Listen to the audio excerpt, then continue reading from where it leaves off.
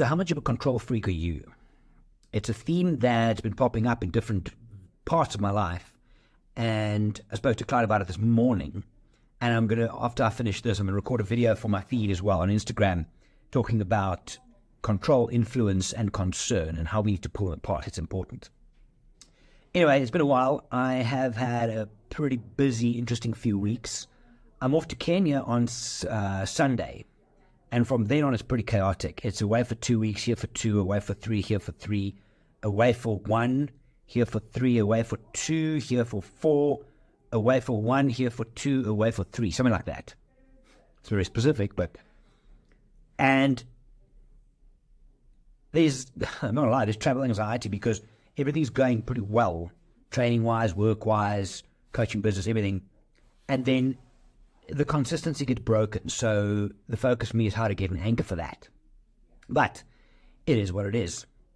And what also happened, and I'm going to write about this in my newsletter this weekend, every year I go for a full blood panel to look at everything from, oh my goodness, hormones, cancer markers, the good stuff, prostate, glucose, cholesterol, everything, right?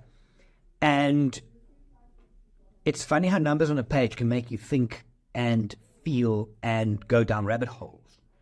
So one or two things that wasn't expected, nothing too serious, but still something that needs attention.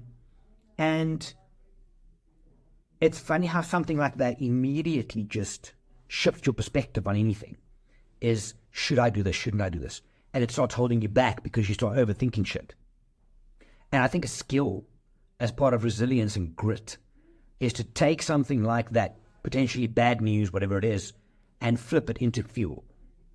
And I think this morning when I dragged my tire, I went double tire for the first time. Holy shit, it was hard. Dramatically hard. I share the training progress on my channel, on my Instagram. Heart rate, why, what, how. Anyway, that's when the fuel came in. That's where this thing that was planted because of something starts getting used for fuel. But it's a skill to transfer it because it's like a negative thing gets injected.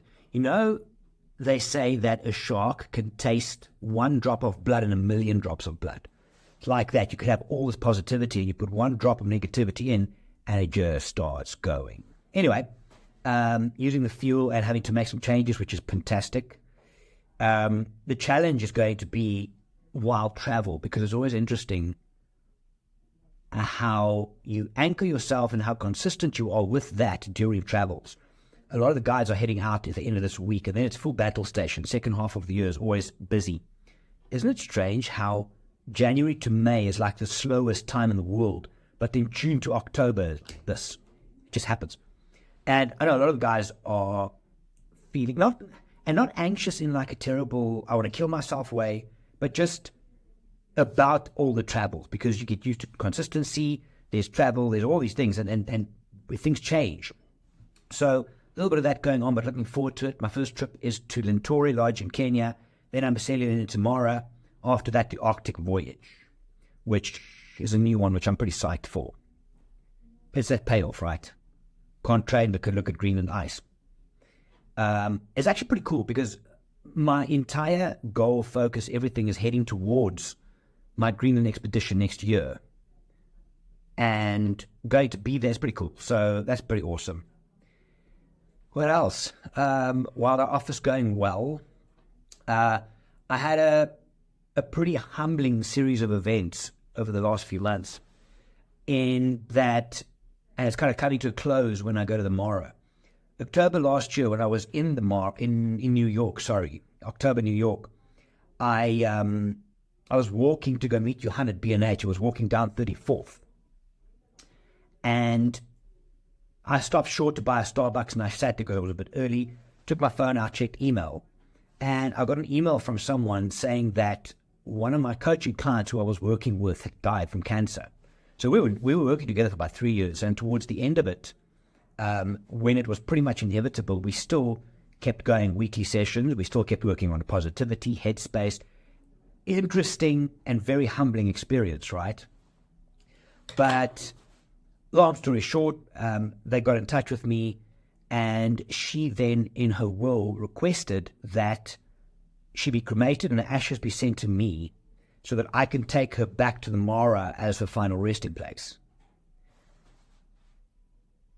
When I got the initial email in New York looking at it, the next morning I went for a run, and at Dumbo area, I sat and I recorded a video. It's on my YouTube channel about kind of life and death and just all the emotions and stuff like that, because being so intricately and deeply involved in someone's journey, and then you get that, it's interesting.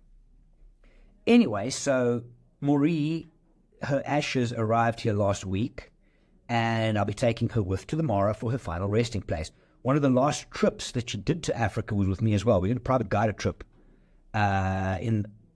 It was about November the year before she passed. She was planning to come to the Mara. She had it booked and everything, but obviously didn't work out. It's a privilege. It's humbling. There's gratitude involved, but it's also a spotlight on, I guess, your own life, make it count, all that good stuff. So anyway, the Mara's got a slightly different angle to me. I'm not sure yet how or where or what, but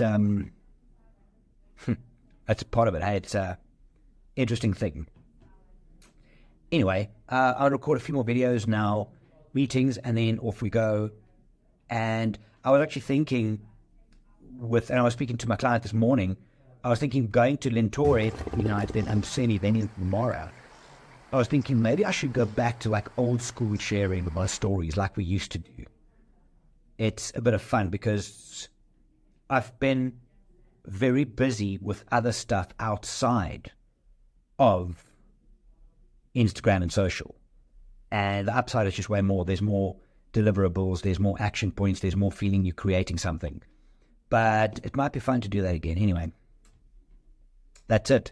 So I'm going to finish my coffee, finish the videos, and I will probably chat to you guys from Kenya again at some stage. Yeah. Anywho, look after yourself. Don't forget to be awesome, and we'll chat next time. My name is Gerry. I'm from Wild Eye. Bye for now.